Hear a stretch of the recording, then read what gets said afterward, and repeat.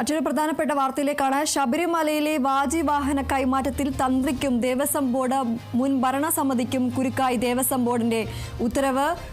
മുൻ ഭരണസമിതിക്കും ദേവസ്വം ബോർഡിനും കുരുക്കായാണ് ദേവസ്വം ബോർഡിന്റെ ഉത്തരവ് വന്നിരിക്കുന്നത്.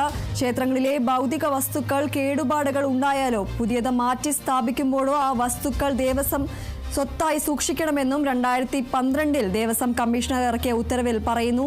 ഈ ഉത്തരവ് നിലനിൽക്കെയാണ് 2017 കൊടിമരം മാറ്റി സ്ഥാപിച്ചപ്പോൾ കൊടിമരത്തിലെ വാജിവാഹനം തന്ത്രിക്ക് കൈമാറിയത്. പ്രയാർ ഗോപാലകൃഷ്ണൻ പ്രസിഡന്റായിരുന്ന UDF ഭരണസമിതിയാണ് വാജിവാഹനം കൊടുത്തുവിട്ടത്.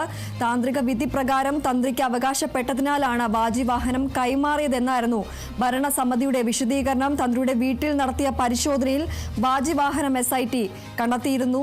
ഇപ്പോൾ ശബരിമലയിലെ വാജിവാഹന കൈമാറ്റത്തിൽ തന്ത്രിക്കും ദേവസ്വം ബോർഡ് മുൻ ഭരണസമിതിക്കും കുരുക്കായി ദേവസ്വം ബോർഡിന്റെ ഉത്തരവ് എത്തിയിരിക്കുകയാണ്. ക്ഷേത്രങ്ങളിലെ ഭൗതിക വസ്തുക്കൾ കേടുപാടുകൾ ഉണ്ടായാലോ പുതിയത് മാറ്റി സ്ഥാപിക്കുമ്പോഴോ ആ വസ്തുക്കൾ ദേവസ്വം സ്വത്തായി സൂക്ഷിക്കണമെന്നും 2012 ദേവസ്വം കമ്മീഷണർ ഇറക്കിയ ഉത്തരവിൽ പറയുന്നു. ഈ ഉത്തരവ് നിലനിൽക്കെയാണ് 2017 കൊടിമരം മാറ്റി സ്ഥാപിച്ചപ്പോൾ കൊടിമരത്തിലെ വാജിവാഹനം തന്ത്രിക്ക് കൈമാറിയത്.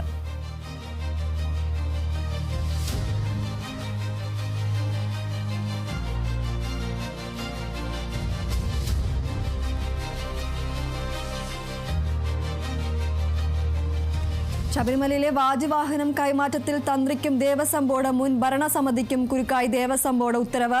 ക്ഷേത്രങ്ങളിലെ ഭൗതിക വസ്തുക്കൾക്ക് കേടുപാടുകൾ ഉണ്ടായാലോ പുതിയത് മാറ്റി സ്ഥാപിക്കുമ്പോഴോ ആ വസ്തുക്കൾ ദേവസ്വം സ്വത്തായി സൂക്ഷിക്കണമെന്നും 2012 ദേവസ്വം കമ്മീഷണർ ഇറക്കിയ ഉത്തരവിൽ പറയുന്നുണ്ട്. ഈ ഉത്തരവ് നിലനിൽക്കെയാണ് 2017 കൊടിമരം മാറ്റി സ്ഥാപിച്ചപ്പോൾ കൊടിമരത്തിലെ വാജിവാഹനം തന്ത്രിക്ക് കൈമാറിയത്. പ്രയാർ ഗോപാലകൃഷ്ണൻ പ്രസിഡന്റായിരുന്ന UDF ഭരണസമിതിയാണ് വാജിവാഹനം കൊടുത്തുവിട്ടത്. താന്ത്രിക വിധി പ്രകാരം തന്ത്രിക്ക് അവകാശപ്പെട്ടതിനാലാണ് വാജിവാഹനം കൈമാറിയത് എന്നായിരുന്നു ഭരണസമിതിയുടെ വിശദീകരണം. തന്ത്രിയുടെ വീട്ടിൽ നടത്തിയ പരിശോധനയിൽ വാജിവാഹനം SIT കണ്ടെത്തിയിരുന്നു.